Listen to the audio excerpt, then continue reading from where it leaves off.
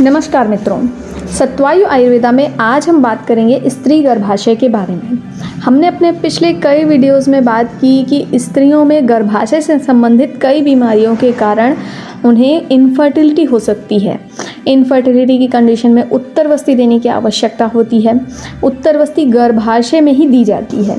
लेकिन गर्भाशय कैसा होता है, गर्भाशय के कौन कौन से पार्ट होते हैं और गर्भाशय में यानी कि यूट्रस में ये जो बीमारियां होती हैं वो कहाँ होती हैं और कैसे होती हैं। स्त्री गर्भाशय के बारे में पूर्ण जानकारी प्राप्त करने के लिए हमारे वीडियो को अंत तक देखें और इस तरह की अन्य जानकारियां प्राप्त करने के लिए हमारे चैनल को सब्सक्राइब करें। स्त्री गर्भाशय, गर्भाशय यानी कि गर्भ का आशय, गर्भ का स्थान, जहाँ पर गर्भ रहता है यानी कि 9 माह तक जहाँ पर गर्भ का पालन पोषण होता है माता के पेट में, उसी स्थान को कहते हैं गर्भाशय। इंग्लिश में इसे यूट्रस कहते हैं। इसके अतिरिक्त गर्भाशय के लिए हिस्टेरा शब्द का प्रयोग भी किया जाता है। इसलिए जब गर्भाशय को निकाल दिया जाता है किसी भी रोग के कारण तो इसे हिस्टेरेक्टोमी कहते हैं। गर्भाशय महिलाओं की पेल्विक कैविटी में होता है यानी कि पेट के नीचे के हिस्से में होता है। पेल्विक कैविटी में यूट्रस की स्थिति मलाशय और वस्ती के बीच में होती है यानी कि रेक्टम और यूरिनरी ब्लैडर के बीच में। पीछे की तरफ रेक्टम होता है और आगे की तरफ यूरिनरी ब्लैडर होता है। आयुर्वेद के अनुसार इसे वात का स्थान कहा गया है। मुख्य रूप से जो गर्भाशय होता है वो पायरीफॉर्म शेप में होता है यानी कि जो पेयर होता है उसके शेप का होता है, इसलिए इसे पायरीफॉर्म शेप का कहते हैं। नॉर्मली गर्भाशय एंटीवर्टेड और एंटीफ्लेक्स होता है यानी आगे की तरफ झुका हुआ होता है और वस्ती के ऊपर यानी कि यूरिनरी ब्लैडर के ऊपर ये प्रेशर डालता है। इसलिए जब कोई महिला गर्भवती होती है तो इस गर्भाशय का वजन बढ़ता है, वेट बढ़ जाता है, जिसके कारण यूरिनरी ब्लैडर पर प्रेशर बढ़ जाता है और जिसके कारण फ्रीक्वेंसी होती है यानी कि बार बार यूरिन आती है। नॉर्मल यूट्रस 9 सेंटीमीटर लॉन्ग होता है, 6.5 सेंटीमीटर वाइड होता है और 3.5 सेंटीमीटर थिक होता है। ओपनिंग्स ऑफ यूट्रस, यूट्रस के जो छिद्र होते हैं यानी कि ओपनिंग्स होती हैं वो 3 होती हैं। अपर साइड में 2 लैटरल ओपनिंग होती हैं जो कि इंटरनल ओपनिंग्स होती हैं और ये यूटेराइन ट्यूब यानी कि फैलोपियन ट्यूब की ओपनिंग होती है। फैलोपियन ट्यूब ही वो ट्यूब है जिसमें ब्लॉकेज होने के कारण कई बार प्रेगनेंसी नहीं हो पाती। फैलोपियन ट्यूब ब्लॉकेज के केस में भी, ट्यूबल ब्लॉकेज जिसे कहा जाता है, उसके केस में भी उत्तरवस्ती बहुत लाभदायक है जिसके बारे में हमने अपने एक वीडियो में भी बात। तीसरा गर्भाशय का जो छिद्र होता है उसे इंटरनल ऑस कहा जाता है। ये सर्विक्स के लिए ओपनिंग होती है, ये बाहर की तरफ निकलने वाली ओपनिंग होती है, इसलिए इसे आउटसाइड ओपनिंग बोलते हैं। पार्ट्स ऑफ यूट्रस, यूट्रस के मेनली 3 पार्ट होते हैं, फंडस, बॉडी और कैविटी। फंडस दोनों लैटरल फैलोपियन ट्यूब की ओपनिंग होती है, उसके जो ऊपर का पार्ट होता है उसे ही फंडस कहते हैं। That means upper part of uterus को ही फंडस कहते हैं। दूसरा पार्ट होता है बॉडी, फैलोपियन ट्यूब के नीचे वाला जो पार्ट होता है यूट्रस का उसे ही बॉडी कहा जाता है। ये वही पार्ट है जहाँ पर प्लेसेंटा के थ्रू फीटस अटैच होता है यानी कि गर्भ यहाँ पर लगा रहे। यदि गर्भ इस स्थान के अलावा कहीं भी अटैच होता है, प्लेसेंटा कहीं भी और लगता है तो उसे प्लेसेंटा प्रेविया कहा जाता है। ये यूट्रस के साइड वॉल्स में हो सकता है या फिर लोअर रीजन में हो सकता है या फिर इंटरनल ऑस में भी हो सकता है। इन सभी कंडीशन में ब्लीडिंग का रिस्क होता है यानी कि प्रेगनेंसी के दौरान कई बार ब्लीडिंग हो सकती है और डिलीवरी में भी प्रॉब्लम आ सकती है। गर्भ के भार को सपोर्ट करने के लिए बॉडी ऑफ यूट्रस हेल्प करता है। गर्भाशय का तीसरा पार्ट होता है कैविटी। कैविटी का अर्थ होता है वो खाली स्थान यूट्रस के अंदर जो कि फैलोपियन ट्यूब की ओपनिंग और इंटरनल ऑस को कम्युनिकेट करता है,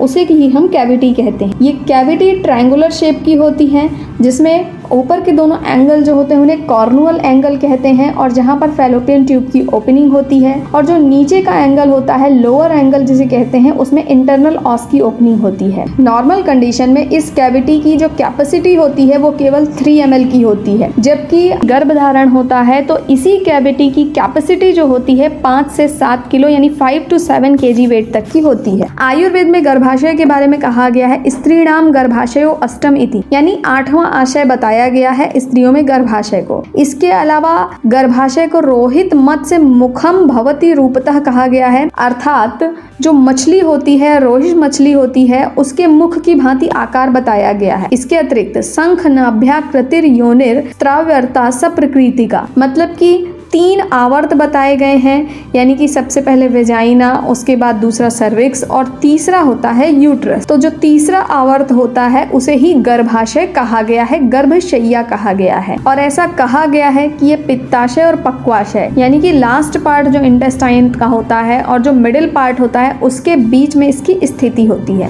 अब बात करते हैं लेयर्स ऑफ यूट्रस की। लेयर्स ऑफ यूट्रस बहुत इंपॉर्टेंट होती हैं क्योंकि लेयर्स ऑफ यूट्रस में ही बहुत सारे रोग होते हैं। यूट्रस की सबसे पहली लेयर होती है पेरीमेट्रियम। यूट्रस को दोनों साइड से कवर करने वाली लेयर को पेरीमेट्रियम कहा जाता है। दोनों लेटरल साइड में ये लेयर कवर नहीं करती है और वहां पर बेयर एरिया होता है यानी खाली स्थान होता है और एक लिगामेंट यानी कि ब्रॉड लिगामेंट के सहारे यूट्रस वहां पर हैंग करता है। सेकेंड लेयर होती है मायोमेट्रियम। मायोमेट्रियम यूट्रस की थिकेस्ट लेयर होती है, सबसे मोटी लेयर होती है। ये वही लेयर है जहां पर फाइब्रॉइड फॉर्म होता है। इसी लेयर में यूट्रस के मसल्स होती हैं। अगर इन मसल्स में कोई भी मसल फाइबर इनलार्ज होने लगते हैं और बंडल बनाने लगते हैं तो उसे ही हम फाइब्रॉइड कहते हैं। ये फाइब्रॉइड अगर बहुत धीमी गति से बढ़ते हैं या नहीं बढ़ते हैं तो इन्हें बेनाइन फाइब्रॉइड कहा जाता है, जो कि बहुत ज्यादा परेशानी नहीं करते हैं। अगर कोई फाइब्रॉइड बहुत तेजी से बढ़ रहे हैं या गर्भाशय की अंदर की तरफ हैं जिसके कारण गर्भ धारण करने में परेशानी होती है तो उन्हें ऑपरेट करके बाहर निकालने की या औषधियों के द्वारा उसे कम करने की जरूरत होती है। तीसरी लेयर होती है एंडोमेट्रियम। ये म्यूकस मेम्ब्रेन होती है और ये यूट्रस की कैविटी के अंदर की लाइनिंग होती है।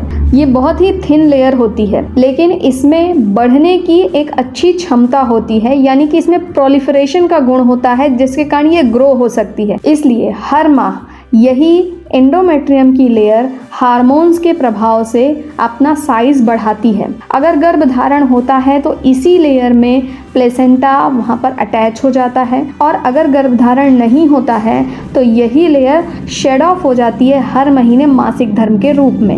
यह प्रोसेस हर माह इसी प्रकार से चलता रहता है मेनोपॉज तक। जैसा कि मैंने बताया कि ये जो एंडोमेट्रियम होती है ये हार्मोन्स के प्रभाव से बढ़ती और घटती है। यदि इसी एंडोमेट्रियम लेयर का कोई टिश्यू कहीं और पर जाकर बढ़ने लगता है, यानी कि एंडोमेट्रियम के अलावा अगर ये इसी प्रकार की जो सेल्स होती हैं, कोशिकाएं होती हैं, ये यूट्रस में कहीं और बढ़ने लगती हैं क्योंकि ये हार्मोन इन्फ्लुएंस से बढ़ती और शेड ऑफ होती हैं। अगर यूट्रस में कहीं पर भी और ये एंडोमेट्रियल टिश्यू आ जाता है और वो हार्मोन्स के प्रभाव से बढ़ता है और मासिक धर्म के समय वहाँ पर इंटरनल ब्लीडिंग होती है जो कि कैविटी में ना होने के कारण बाहर नहीं निकल पाती है, तो इसे ही हम एंडोमेट्रियोसिस कहते हैं। और ये ब्लीडिंग जो बाहर नहीं निकल पाती है इसके कारण ही यहाँ पर चॉकलेट सिस्ट बन जाता है, जिसके लिए गर्भाशय शुद्धि की आवश्यकता होती है और औषधियों के द्वारा इस एंडोमेट्रियोटिक टिश्यू को कम करने की जरूरत होती है। यूट्रस को यूटेराइन आर्टरी शुद्ध रक्त सप्लाई करती है और यूटेराइन वेन अशुद्ध रक्त को ले जाती है। ऐसे हम समझ सकते हैं कि फाइब्रॉइड, एंडोमेट्रियोसिस या फिर ट्यूबल ब्लॉकेज कहाँ पर होता है और क्योंकि यूट्रस, ओवरी, फैलोपियन ट्यूब इन सब के लिए औषधि पहुंचाने का मार्ग बाहर से यूट्रस के थ्रू ही है, इसलिए उत्तरवस्थी डायरेक्ट किसी भी प्रकार की औषधि को यूट्रस, फैलोपियन ट्यूब और ओवरी तक पहुंचा सकती है। इसलिए उत्तरवस्थी इन सभी प्रकार के रोगों में जो इन अंगों से संबंधित होते हैं बहुत लाभदायक होती है। उत्तरवस्थी के बारे में पूरी जानकारी के लिए आप हमारे इस वीडियो को भी देख सकते हैं। यूट्रस हार्मोन्स के प्रभाव में रहता है, ये आप समझ चुके हैं, और हार्मोन्स हमारी दिनचर्या, हमारे आहार विहार के प्रभाव के कारण ही बढ़ते और घटते हैं। इसलिए स्त्रियों को विशेषतः अपने डेली रूटीन की जो बॉडी क्लॉक होती है उसे संभालने की ज़रूरत होती है, जिसके लिए उन्हें दिनचर्या, उचित आहार विहार पर ध्यान देने की आवश्यकता होती है। इसके अतिरिक्त आयुर्वेद के अनुसार आर्तो उपधातु का निर्माण रस धातु से ही होता है। इसलिए हम जिस भी प्रकार का आहार विहार करते हैं जिसके कारण रस धातु दूषित हो सकती है, यानी हमारे खाए हुए अन्न का पाचन भली प्रकार से नहीं होता है या हम दूषित अन्न विरुद्धाहार का सेवन करते हैं तो आर्तो धातु बहुत जल्दी दूषित हो जाता है। इसलिए अपने आहार विहार और दिनचर्या का ध्यान दें, जिसके द्वारा आप अपने गर्भाशय का भी ध्यान देती हैं। स्वस्थ रहें, निरोगी रहें। धन्यवाद। अपने प्रश्नों के लिए और आयुर्वेद के विषयों के बारे में और जानकारी प्राप्त करने के लिए हमें ज़रूर लिखें और हमसे जुड़े रहने के लिए हमारे चैनल को सब्सक्राइब करें। धन्यवाद।